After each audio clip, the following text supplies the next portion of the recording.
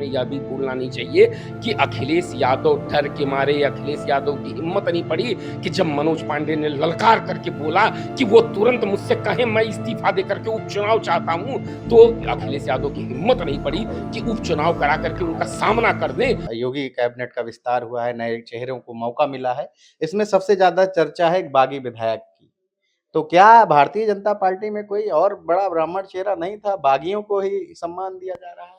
देखिए, पहली बात तो ये कि बागी शब्द वो होता है जो बगावत करता है, हुँ, ठीक है? हुँ। वो बगावत उन्होंने नहीं किया था। माननीय मनोज पांडे जी ने बगावत नहीं, क्रांति किया था और बोल के किया था कि जिस प्रकार से स्वामी प्रसाद मौर्य समेत अनेक, जैसा अभी भाटी जी का बयान है, जिस तरह से सनातन के ऊपर, हमारे संस्कृति के ऊपर, हमारे ब्राह्मणत्व के ऊपर जिस तरह से लगातार हमला था, जिस तरह से समाजवादी पार्टी भगवान श्री राम के मंदिर में जाने से रोक रही थी और वह मुस्लिम मुस्लिम तुष्टीकरण कर रही थी, उस पर मनोज पांडे जी ने लगातार समाजवादी पार्टी और राष्ट्रीय अध्यक्ष अखिलेश यादव को चेतावनी दिया, समझाया, सुधारने की कोशिश किया। जब वो नहीं सुधरने को तैयार थे तो वहां पे कोई दूसरा विकल्प नहीं था, वो क्रांति थी। और दूसरी बात, हमें यह नहीं भूलना चाहिए कि माननीय मनोज पांडे वो शख्स हैं जो ऊंचाहार में समाजवादी पार्टी, जो कभी झंडा दूसरे नंबर की पार्टी नहीं रही, जो दूर तीसरे और चौथे की लड़ाई पे रहती थी, उस दल से उन्होंने समाजवादी पार्टी को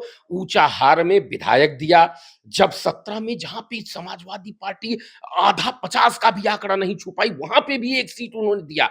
और हम लोगों ने 22 जैसे चुनाव में भी देखा, तो लगातार वह समाजवादी पार्टी को वो दे रहे थे और ना कि समाजवादी पार्टी उन्हें दे रही थी। और हमें यह भी भूलना नहीं चाहिए कि अखिलेश यादव डर के मारे, अखिलेश यादव की हिम्मत नहीं पड़ी कि जब मनोज पांडे ने ललकार करके बोला कि वो तुरंत मुझसे कहें मैं इस्तीफा दे करके उपचुनाव चाहता हूं, तो अखिलेश यादव की हिम्मत नहीं पड़ी कि उपचुनाव करा करके उनका सामना कर दें। उपचुनाव कराने की जगह वह उन्हें असंबद्ध कर दिए, जिसके कारण उपचुनाव नहीं हुआ। और तैयारी पहले दिन से उन्हें मालूम था कि उपचुनाव करा करके ऐसी वो हार देने वाले थे सपा को कि सपा समाजवादी पार्टी पूरी जिंदगी न भूल पाती। पर वो डर के मारे उपचुनाव की जगह पे उन लोगों ने ना असंबद्ध करा करके यह स्थितियां पैदा की। इसलिए मनोज पांडे जन नेता हैं, लोकप्रिय नेता हैं। अपने दम पे, अपने खम पे उन्होंने सपा ही नहीं, जहां पे भी रहते हैं पूरी दमखम के साथ रहते हैं।